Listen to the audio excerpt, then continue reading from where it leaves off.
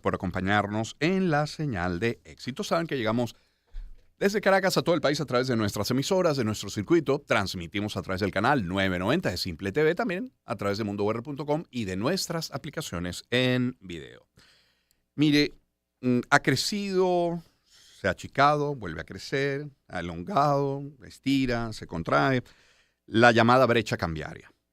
Hoy, por ejemplo, esta mañana, el dólar oficial amanece en 38,92 y el paralelo, hay una diferencia con el paralelo de 7,89, lo que representa 20,27%. Hoy en 20% está esa diferencia, 20% arriba. Los ciudadanos se enfrentan a un dilema que afecta a las compras más elementales, las más esenciales. No sé si el café de la mañana, no sé si la empanada del desayuno. Dígame usted entonces compras ya de mayor envergadura. Por lo que comerciantes, consumidores están como en una constante negociación, adaptación mejor. El precio es variable, el consumidor, dicho coloquialmente, patea a la calle, intenta ajustarse, intentamos, la verdad, ajustarnos a un sistema en el que pagar en bolívares o en dólares o en divisas puede marcar la diferencia considerablemente en el precio. Y ese es el punto de partida de nuestra conversación hoy con Asdrúbal Oliveros. Ecoanalítica. Balance del mundo económico. Con Román Losinski.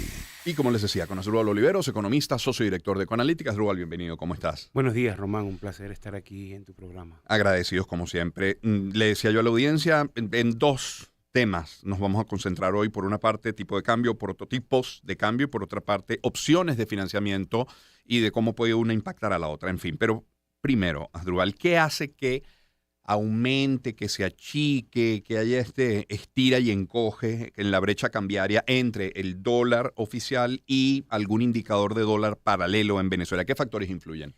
Fíjate, Román, el factor más importante es la disponibilidad, digamos, a divisas, el acceso a los dólares, ¿no? En Venezuela, el grueso de los dólares de esta economía se obtienen a través del mercado cambiario de los bancos.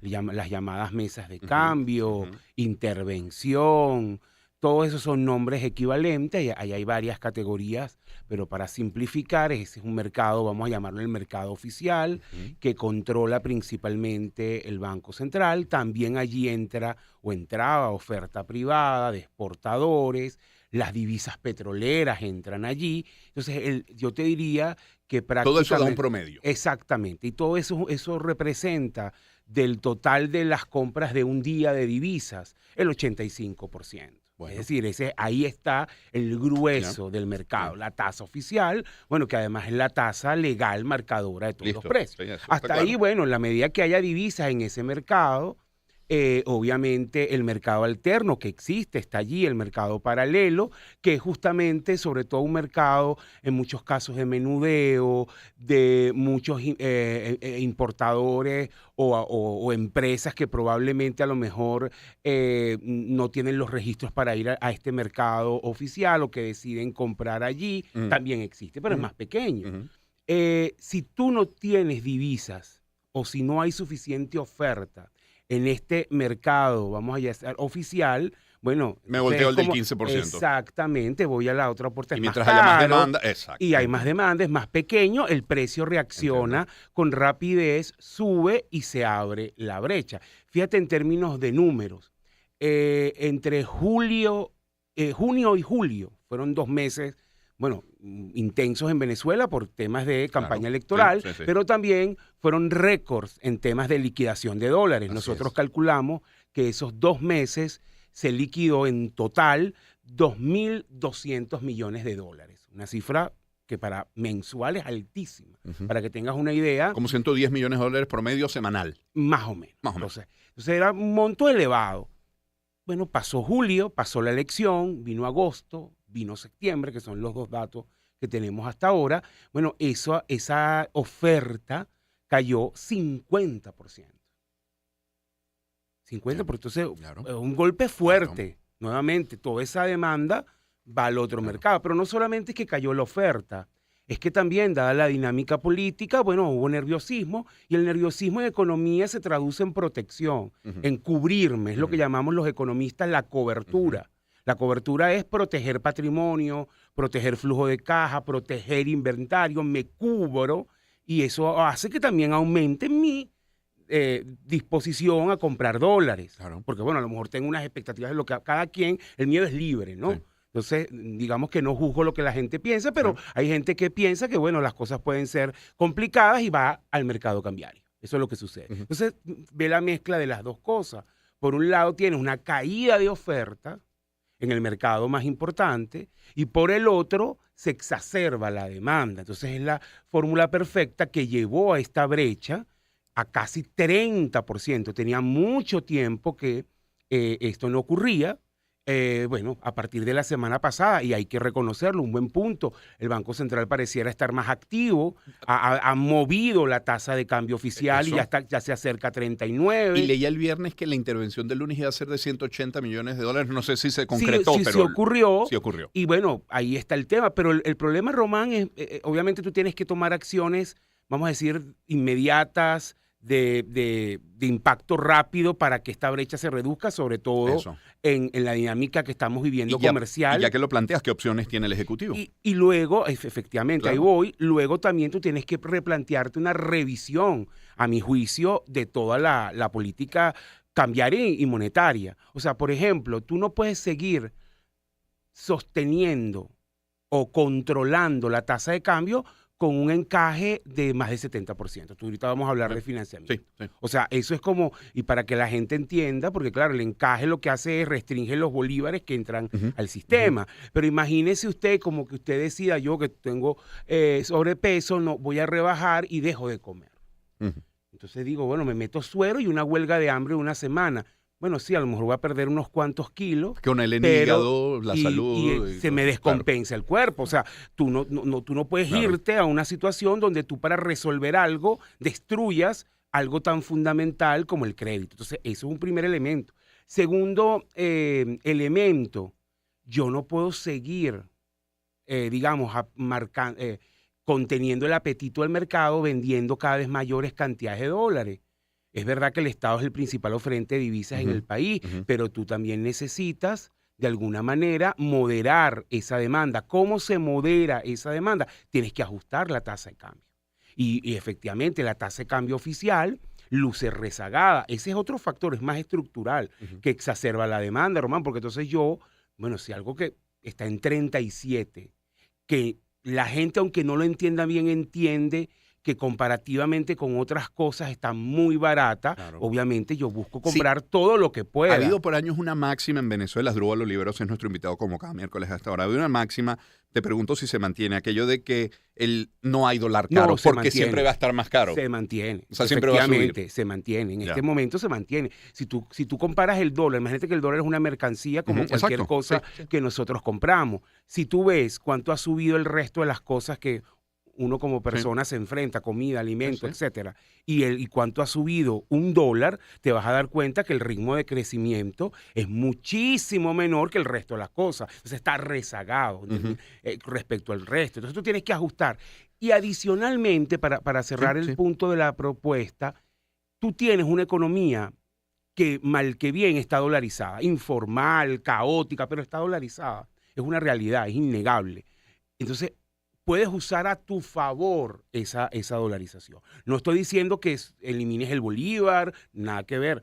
Mantienes el bolívar como moneda de curso legal, como moneda del Estado, y están los dólares. Es una economía bimonetaria. Pero tú puedes permitir que, por ejemplo, las compensaciones de los pagos en dólares sean dólares. Es decir, que cuando yo pago con mi tarjeta, con mi cuenta en dólares, el comercio reciba dólares. Eso aminoraría las tensiones. Puedo permitir transferencias entre bancos. Puedo empezar a prestar sobre los dólares. Entonces, tú le das oxígeno a la economía con esos dólares que están circulando, que además están en manos la mayoría del sector privado, y no necesito tener que estar quemando todas las semanas estos niveles de dólares que pueden usarse para otra cosa. En lo que va de año, Román, las ventas de divisas enero, septiembre totalizan, según nuestros cálculos, casi $4,000 millones.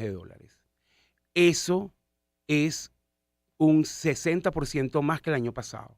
Imagínate lo que se pudiera haber hecho con ese dinero en otras cosas. Entonces, es un tema de en qué uso las divisas mejor, en quemarla en el mercado cambiario o en arreglar algunos elementos, por ejemplo, críticos que tiene este país, como el tema eléctrico, infraestructura, sueldos.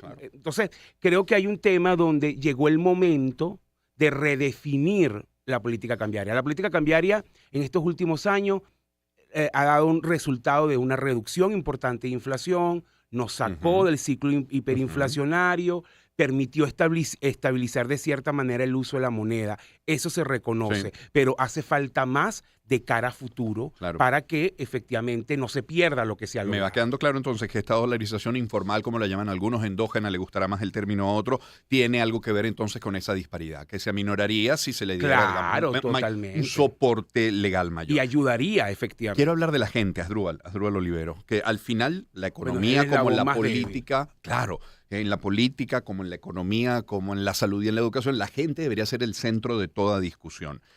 Y lo que uno percibe, no sé si se compagine con la realidad, pero es que si el dólar baja unos pocos céntimos, ¿qué puede haber ocurrido? Tú te encuentras con una tasa el día viernes y te encuentras con otro el lunes, mira, hasta bajó un poquitito. Los precios rara vez lo hacen. Los precios no bajan. Si sube la tasa, automáticamente aumentan los precios. Pero es que si la tasa se mantiene, como se ha mantenido allí más o menos durante tanto tiempo, la sensación, insisto, la sensación es de aumento constante, salvo alguna que otra declaración de ANSA que te diga, no, mira, ¿sabes qué? Los precios de tales o cuales productos en el supermercado bajaron. Ahí voy. ¿Cómo afecta esta brecha de hoy, esta de 20,27% al consumidor en su día a día? ¿Esa brecha cambiaria la paga, pregunto, el importador, el industrial, el comerciante o la gente? La pagamos todos, Román. La brecha afecta a todos. Lo que pasa es que obviamente hay magnitudes.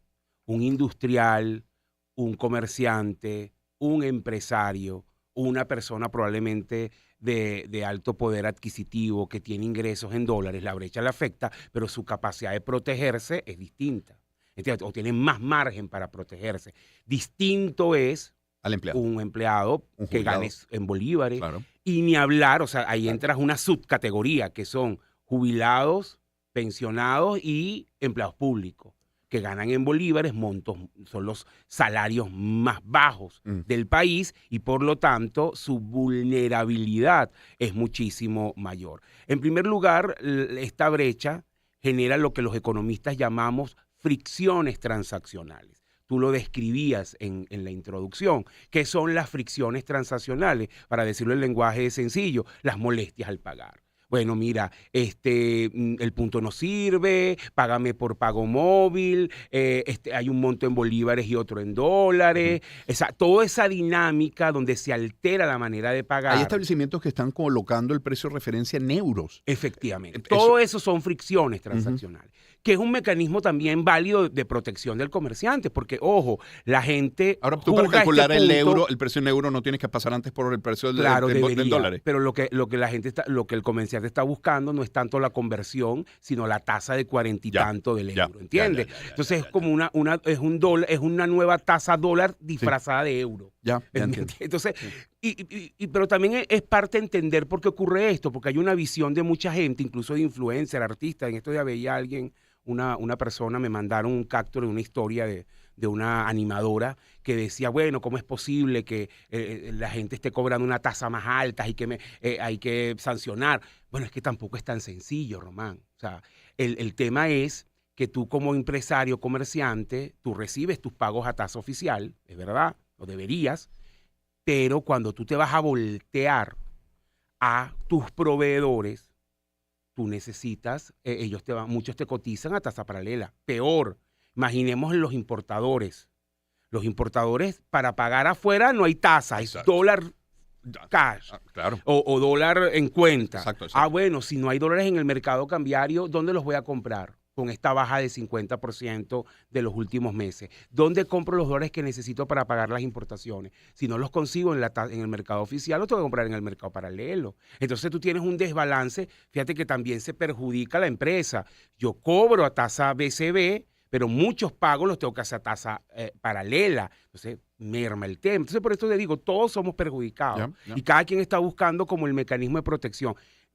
No tiene sentido ponernos a identificar este es un especulador, este es un malvado. El tema acá es de sistema. Es decir, para que esto no ocurra, lo que tú tienes que buscar, en principio no deberían haber dos tasas, en principio, claro. pero no entremos en ese detalle por el corto tiempo que tenemos.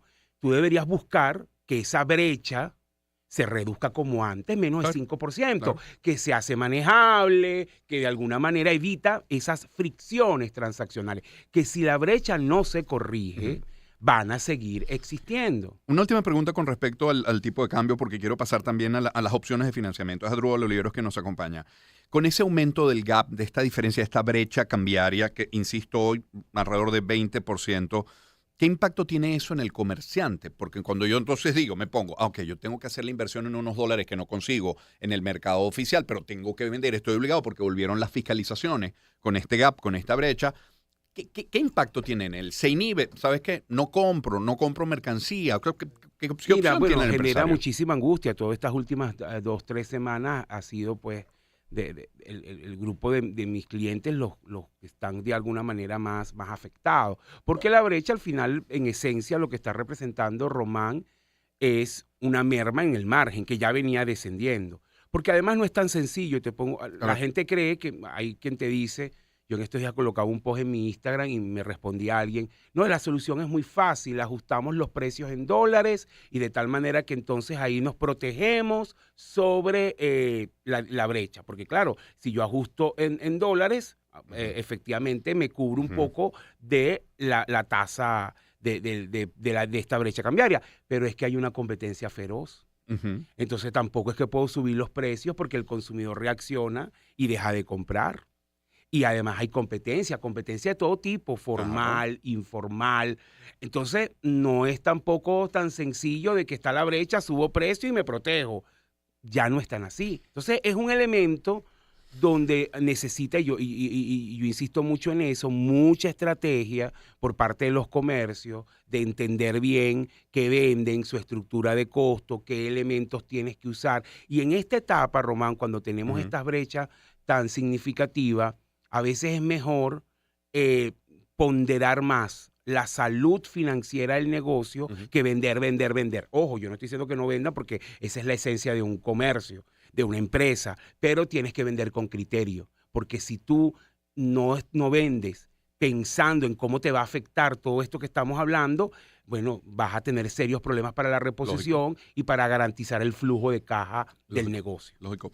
Asdrúbal Oliveros con nosotros. Asdrúbal, quería hablar de opciones de financiamiento. Y bueno, va mejorando el crédito, lo han dicho ustedes los economistas, poco marginalmente, pero va mejorando. No tanto para ciudadanos comunes, no tanto para la tarjeta de crédito o para la remodelación de casa o en fin, o para la compra de un apartamento. No en su mayoría, está más dirigido a comerciantes y empresarios, pero va mejorando. Habrá créditos de la banca, habrá créditos directos, por ejemplo, si hablas de la venta de un carro o un concesionario, y me imagino que habrá otros actores interviniendo en los créditos. Pero yo quiero poner un ejemplo. Y es un ejemplo que, bueno, lamentablemente, digamos, al que no tendría acceso la mayoría. Pero es un ejemplo al fin. Un amigo en estos días decía que necesitaba cambiar un vehículo porque el que está muy viejo, está deteriorado. Me dice, Román, ese vehículo que yo quiero comprar en Estados Unidos de una buena marca, que no es una marca americana, puede costar unos $35,000, me decía. En Venezuela, ese vehículo me cuesta casi el doble, casi 70. Pero es que además, si yo llegara a tener acceso a un crédito, tendría que sumarle 16% del monto financiado, que en este caso era 50%. Le estaban financiando 50% del vehículo. Quiere decir que ese carro que en Estados Unidos cuesta $35,000, aquí a esa persona le va a costar por lo menos $75,600 o más. ¿Por qué? Sí, buen punto, Román. Voy a hacer una distinción por favor, antes de hablar del crédito al mercado de vehículos. Sí. Específicamente, y que es una pregunta de mucha gente. ¿Por qué los vehículos son tan caros en Venezuela? Y eso podemos hacer otro programa, pero solo voy a decir algo porque de hecho lo hemos hecho una investigación este año por un cliente nuestro y te puedo decir que más del 50% en Venezuela del precio para ti, para el consumidor de un vehículo es impuesto. O sea, el factor más determinante de ese 35.000 a 70.000, usando el ejemplo que está allí, es impuesto. Pero Que si tú son dijeras, impuestos de todo tipo, impuestos porque ahí se incluye el que tú pagas el IVA al final y que pero no dependiendo lo ve traducido en beneficio para la industria bueno. del ensamblaje en Venezuela. porque no existe. Es que Ese es el muy buen punto. Pues tú me dices, Ese bueno, impuestos te echo como es- están haciendo en Estados Unidos, por ejemplo, con los vehículos chinos esos o en impuestos- Europa. Es que esos impuestos, por eso me parece pertinente tu comentario, esos impuestos se diseñaron cuando aquí había una industria de ensamblaje. Y entonces para proteger esa industria. Y porque, Hoy el bueno. mercado es totalmente distinto. Ujú. Hoy no hay ensamblaje. Es más, no tiene sentido hacer eso hoy en Venezuela. Bueno, hay algunos casos de algunas empresas que tienen ensamblaje, pero es muy pequeño. Hoy tú deberías, dado, y fíjate que conecto con lo que te decía tu amigo, dado que nuestro parque automotor es viejo, Ujú. es obsoleto, el Estado más bien debería fomentar el cambio en los vehículos. En el caso de Y este amigo, un insisto, elemento fundamental es es una necesidad. eliminar todos Exacto. esos impuestos a la importación, que bajaría muchísimo el precio, muchísimo. Entonces, eso es un elemento de discusión de política pública, porque hay impuestos tan altos para importación de y vehículos vuelve a aplicarlo. cuando aquí no se produce. Exacto, y vuelve a aplicarlo cuando aumente otra vez la producción Efectivamente. nacional. Ahora Lo ponía volvamos- como ejemplo, exacto. Sí, no, pero me parece pertinente Sí. porque es una pregunta muy frecuente. Volvamos al tema del crédito. Efectivamente, el crédito en Venezuela es muy caro. Es escaso y es caro. Y es escaso, fíjate que todo está conectado, porque para la banca prestar en unas condiciones Claro. de un encaje de más de 70% es extremadamente difícil. Vuelvo al punto para que la gente entienda, porque a veces hasta juzgamos, hay gente que te dice, no, esos banqueros. Mira, la banca presta sobre los depósitos. Claro. Si yo deposito 100, Ujú. por regulación, yo no puedo tocar, vamos a hablar de números promedios, 70. Ujú. Entonces yo solamente trabajo con 30. ¿Cómo yo sostengo toda mi estructura prestando solo con 30 y que además de ahí tengo que prestar una parte, una gaveta, Ujú. o no una gaveta, porque ya no Agrícola, existe, exacto, pero hay una sectores, llamada sí. sectores productivos Sí, que tienen una sí. tasa muchísimo más baja, tengo que cubrir todo desde hace 3 años las comisiones no aumentan para la banca. Imagínese usted que tenga un negocio, persona que me escucha, que tenga 3 años sin subir precio. Yo no sé si la gente lo sabe, pero en la banca tú no tienes libertad para sacar producto, No, todo eso tiene que recibir aprobación de la superintendencia de banco. O sea, si yo quiero sacar una cuenta nueva, una tarjeta, si yo quiero cerrar una agencia, necesito autorización. Entonces, hay una disparidad con cualquier otro sector. Cualquier comerciante le va mal, cierra su negocio. ¿Quién le va a decir algo? Walgreens está cerrando 1.200 tiendas en Estados Unidos. Si yo quiero sacar una nueva oferta porque viene Black Friday, la saco. A lo mejor si hago publicidad me tienen que dar una autorización para hacer publicidad, seguro, pero la saco. Y si yo tengo inventario, es mi decisión venderlo todo o no. Bueno, la banca, comisiones, que es el equivalente a precios controlados. 70% de los depósitos no los puede tocar. Y bueno, cualquier producto nuevo necesita aprobación. Entonces es un entorno extremadamente restrictivo que le hace muy difícil a los bancos prestar más, que haya más competencia y que baje la tasa de interés y que baje el crédito. Entonces, lamentablemente, Venezuela pasó, aquí nosotros vivimos de extremo. Teníamos un extremo hace más de 5 años con un crédito regalado. Ahí estábamos en el otro lado. La verdad que los créditos en Venezuela, aquí mucha gente compró su casa y después lo que terminó pagando fue nada. Porque la los billetes inflación de la cartera. Bueno, yo siempre digo que a mí me costó Así más es. cuando liquidé el apartamento pagar el cheque de gerencia que me exigían Sí. que el monto que tenía el cheque a Sí, ese sí. nivel. Sí. Entonces, ese era lo que teníamos antes. Ahora pasamos a una situación donde efectivamente el crédito es muy, muy costoso. Estimo, Asdrúbal, que esta sea la primera parte y que continuemos con esta conversación la semana que viene. Por razones de tiempo tengo que ir Sí. al corte 7:35. Pero es más, quisiera ya hasta dejar planteada como que la Claro. primera pregunta del miércoles que viene. Porque este ajuste del encaje legal del que se ha hablado, con esta brecha, con la inflación, con posible devaluación, uno tiene a pensar que se va a diluir. Es decir, ¿qué capacidad va a tener la banca con este telón de fondo? Pero lo dejamos para la semana que viene. Buenísimo. Gracias, Asdrúbal. No, a ti. Asdrúbal Olivero, socio director de Ecoanalítica. Pausa y volvemos.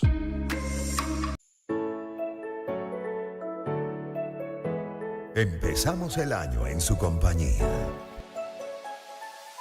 Circuito Éxitos. Caracas, Maracay, Puerto La Cruz, Puerto Ordaz, Barquisimeto, El Vigía, Guarenas Guatire, Mérida, Táchira, Margarita, Maracaibo, Maturín. Circuito Éxitos. Melodías de siempre. Sonidos en primera fila.